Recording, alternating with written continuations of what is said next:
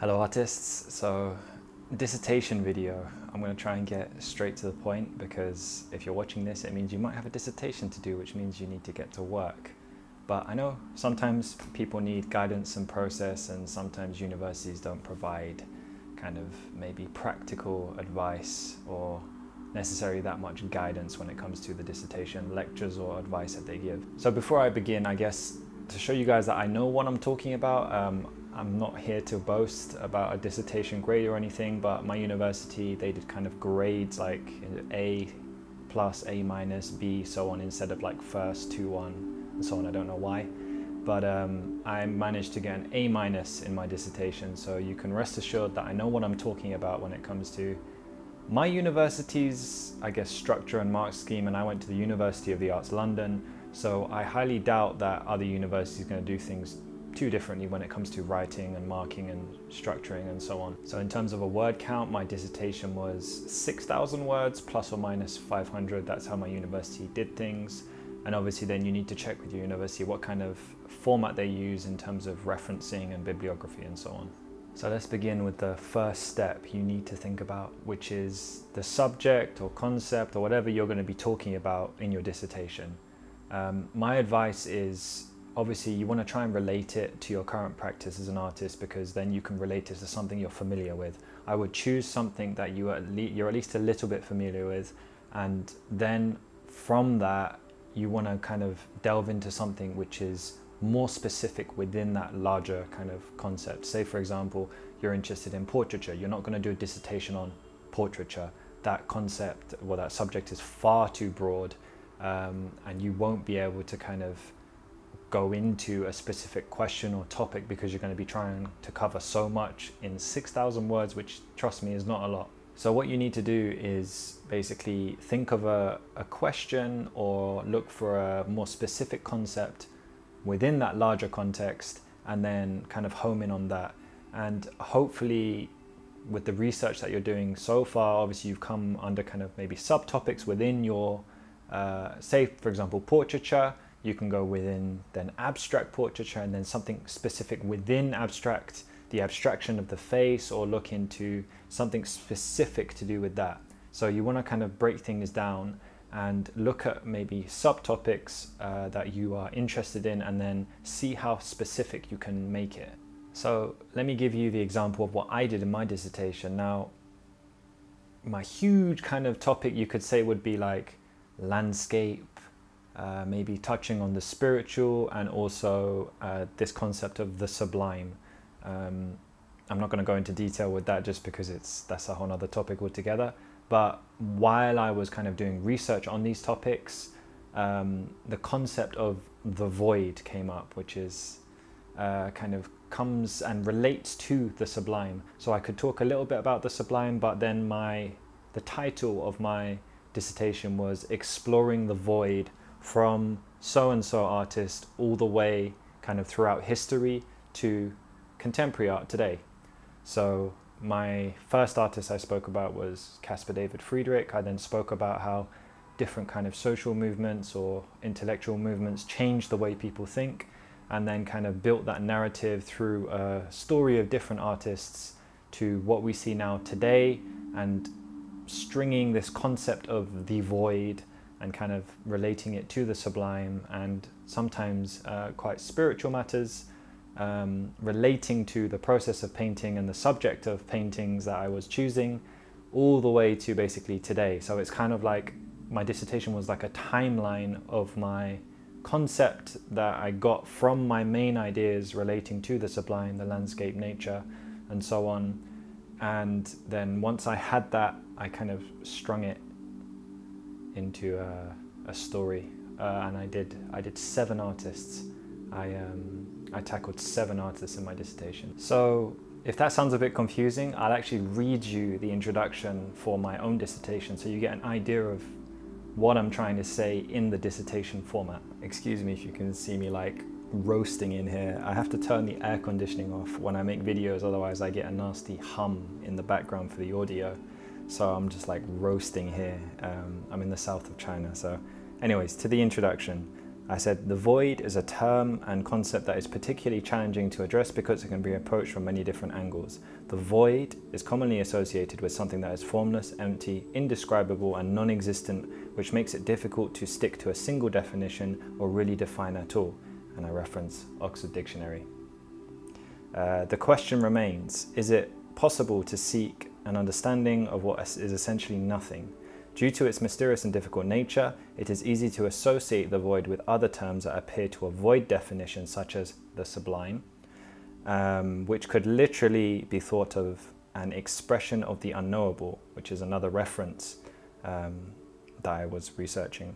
This essay aims to address how different artists have approached the concept of the void and the abstract concepts that come with it, beginning with Caspar David Friedrich, and how the perspectives and ideas of artists have changed since the Enlightenment. The artworks chosen aim to represent a variety of different approaches to the concept, some more spiritual, while others not. So that was kind of my brief introduction paragraph. I then kind of go into speak a little bit more about kind of touching on the spiritual context, and it just sets up that narrative for them when I go into the Enlightenment, which was this big period of change basically that happened within Western society. And then it sets me up for my first artist, Caspar David Friedrich, where I just begin to describe works and then kind of string them into what I'm actually speaking about for the dissertation. So I would actually say that the first bit is probably the most difficult bit, where you're kind of refining what your narrative is going to be, doing that initial kind of research, because I think it's the most intimidating bit. But once you kind of can focus what you're going to be writing about, the rest is actually quite straightforward.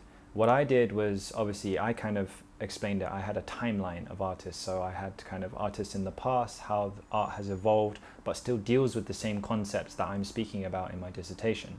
So I started with that period of enlightenment in the 17th and 18th century, with Caspar David Friedrich being my first artist that I'm speaking about and describing his work, and then relating that to the subjects I'm talking about, particularly obviously the Enlightenment, any spiritual implications that might have had on society, and how he addresses this idea of kind of nothingness, the sublime, the void, with a subject in his work. So, and then I just moved on to slowly getting more contemporary artists, and then literally ending with artists that are still making work today, such as Jason Martin, Bill Viola, and different mediums as well. So like whether that be painting, video, installation. I also touched on James Turrell, who did light installations, and I tie in this concept of the void, the sublime, the spiritual, all throughout my dissertation, discussing these artists as the time literally becomes more contemporary. So my advice is, once you've kind of got the thing that you want to speak about, you can refine it even more obviously as you do research. I would just get to the library, start reading. I'm going to give you another cheeky trick at the end, so just keep watching. I have some amazing kind of shortcuts for when it comes to research and referencing. But you want to basically line up those artists, line up several artists that you can speak about, and then just start writing about their work. When you have your subject and you can relate it to their work, literally describe their work. Once you've described their work, get that description, tie it in with your subject, and then you have that narrative for that artist with whatever subject you're interested in tied in with the description of the work. And obviously you want to be getting references to support your ideas, and also see what other people have said about the work and see if it ties in with your ideas. So now for that cheeky trick, or tricks I should say, when it comes to referencing and research. What you want to do is, one way I have a shortcut for basically getting so many references, is look up essays online addressing the larger or smaller topics that you're kind of looking at for your dissertation. And what you want to do is, from those essays that you find, look at what references they use for their own ideas that support your ideas. then you can just pick up loads of kind of classical or academic references from essays online and use those references as if you went to that book yourself, read the book. When you didn't, all you did, you got it from an essay, but you're not referencing the essay, you're referencing the essay's references. I hope that makes sense. So if someone's wrote an essay, they have references, you're going to use their references because your ideas are kind of, you could say on par, maybe wrong word to use, your ideas relate to theirs as well. And their references will also support you and your own writing. But what I would also advise to do, which can deepen your understanding and obviously give you a much better kind of flow when it comes to the writing, is if you have access to the references that you're looking at, that you're stealing from other essays, what you want to do is go to that book in the library at your university, open the book, find where they're referencing, usually they will have the page number and whatsoever, and read that section.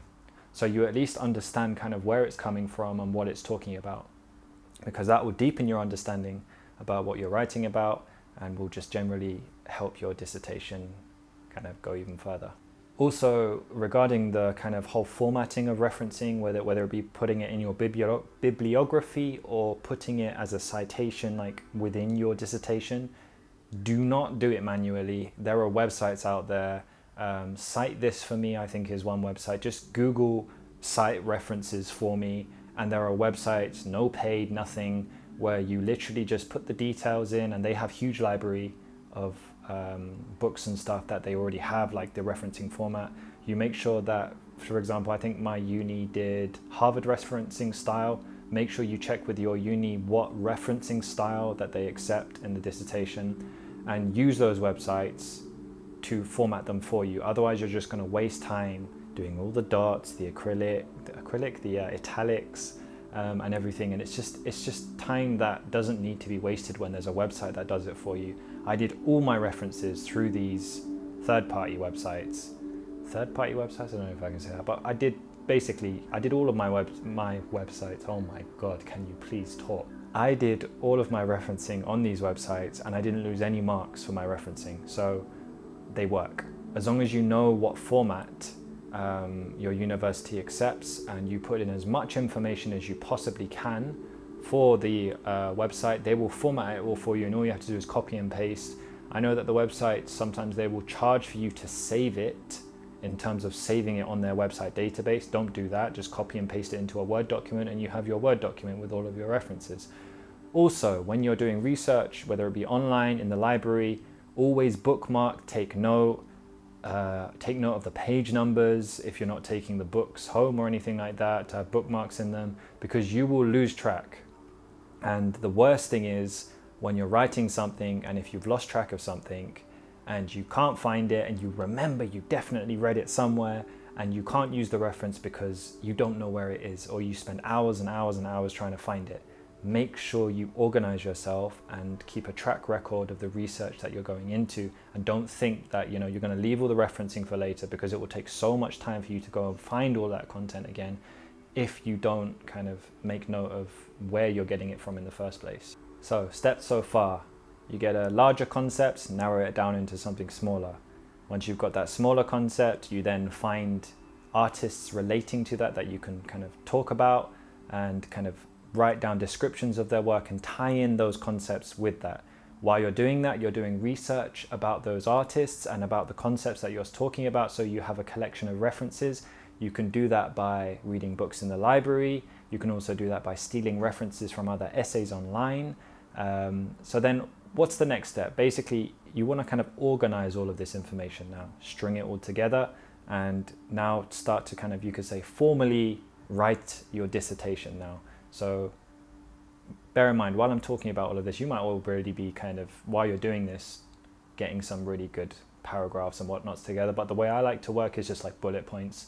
For example, when I was doing all of my artist descriptions of the work and stuff, I would literally just write points about the work, literal descriptions, any research I could find on it, any interesting points I could bring up, and then my own conclusions and thoughts. And then I would go out and do research and try and tie in and find references that supported my ideas. So bear in mind, just all of this kind of bringing it all together now and stringing it together as this final kind of academic piece of writing, you really do not need to use very complicated language. Now, I'm not someone who has amazing vocabulary.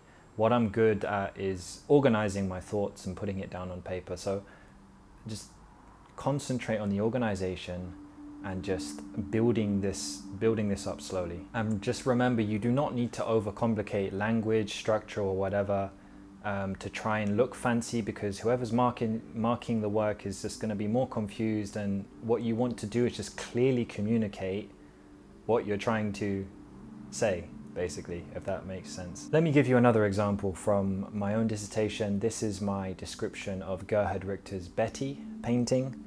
I'll show you literally how simple my language is, and the fact is I'm just trying to obviously clearly communicate my concept and whatever. So let us start. In 1988, Gerhard Richter painted what was to become one of his most well-known paintings, Betty.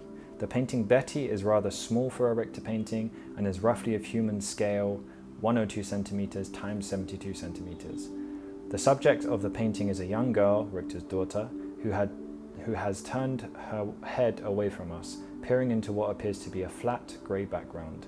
The grey void, I'm talking about void, she peers into lacks any sort of description and draws great contrast with her glowing white hoodie, decorated with bright red flowers. I'm literally just describing the painting. The composition is cropped in a manner so we can only observe her torso, shoulders and head.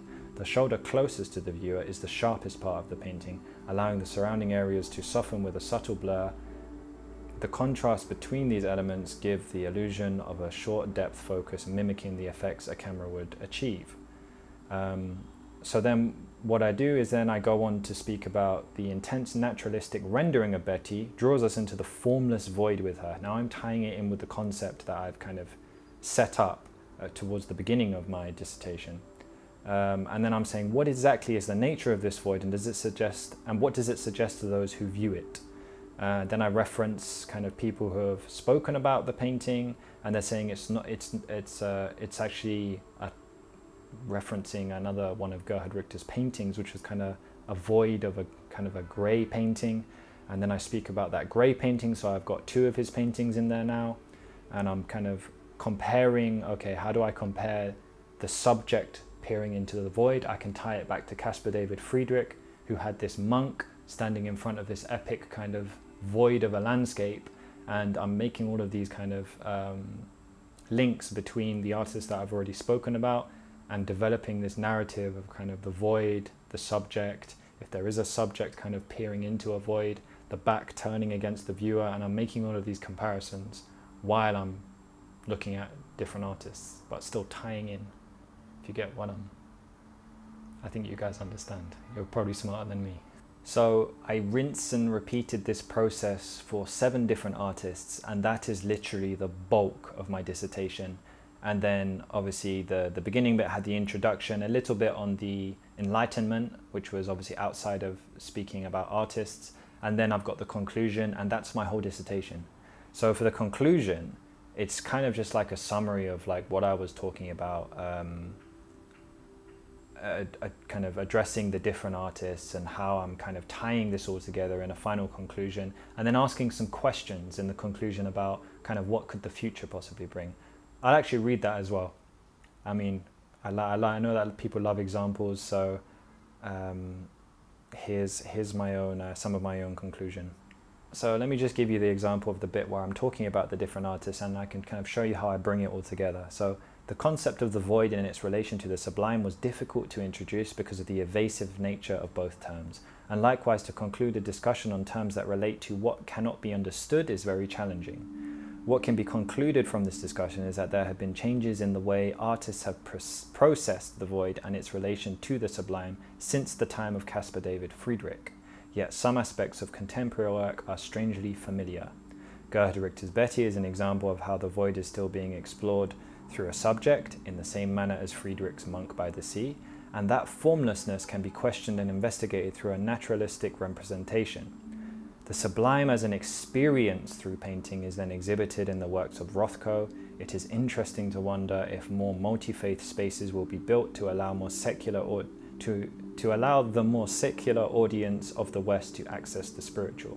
And then I go on to talk about the works of like, just a quick summary of like Jason Martin, Michael Andrews showing a deep interest in the process of painting, James Terrell and Bill Viola offering a completely new kind of immersive experience through technology.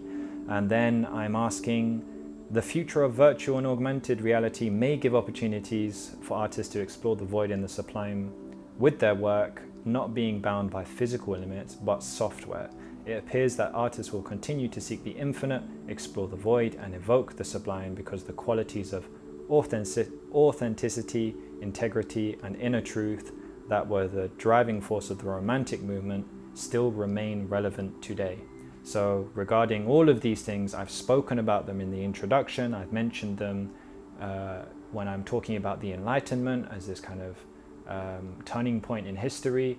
And then I'm tying in all of these other concepts as I'm speaking about these different artists throughout my work, just describing their work and then relating what my kind of questions and concepts and topics that I want to address to that description, finding obviously research and references for it, linking it all together, and then it comes together sweetly in the conclusion. And you can see my language is not complicated. The language only gets slightly more, I guess, I wouldn't say abnormal, but more complicated when I reference.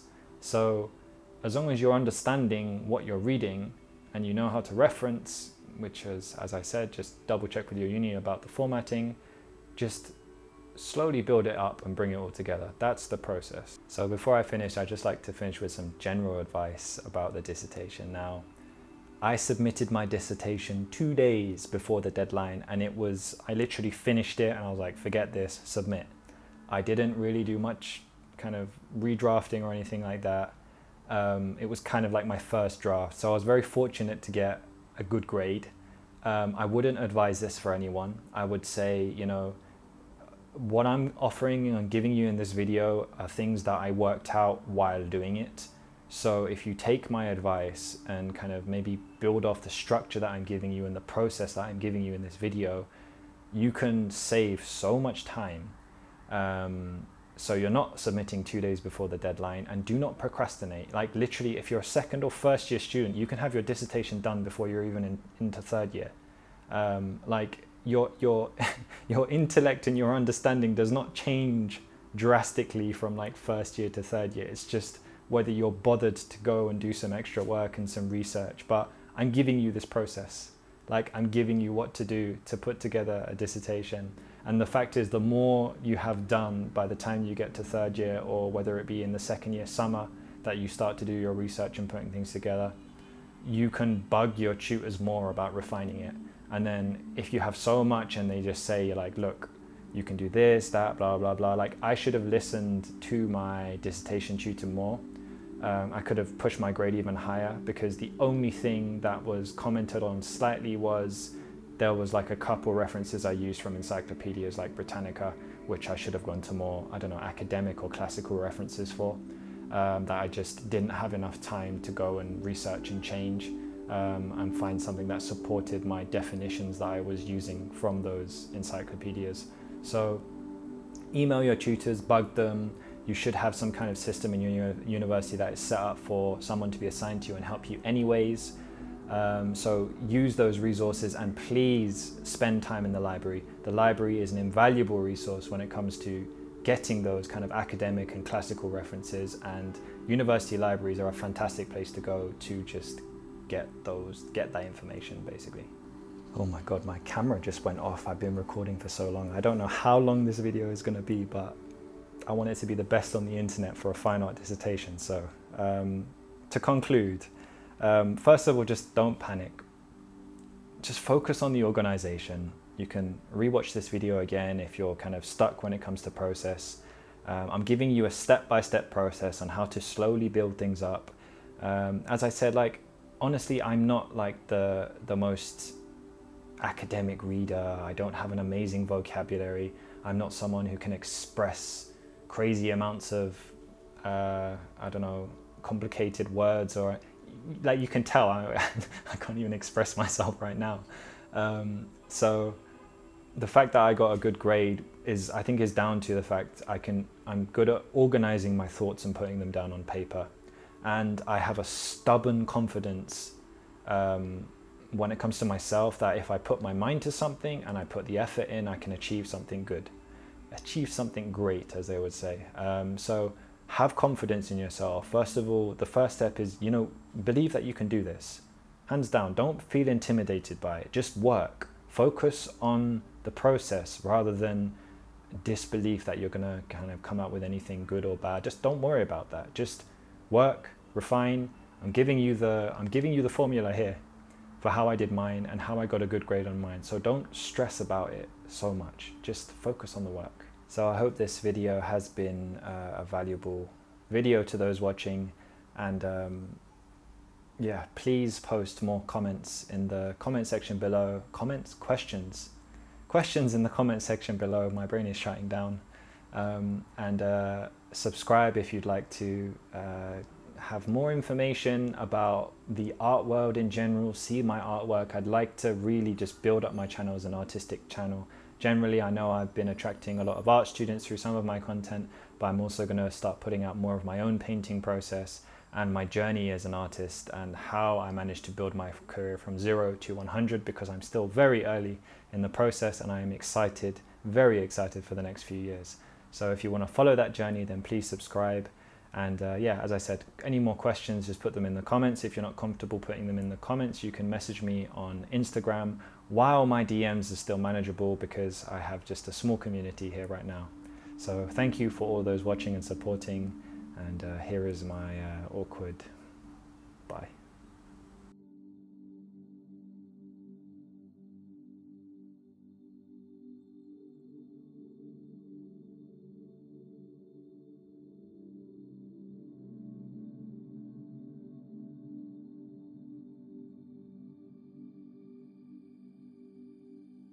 Ew, I'm sweating so much. I really hope that you guys cannot see this on the camera.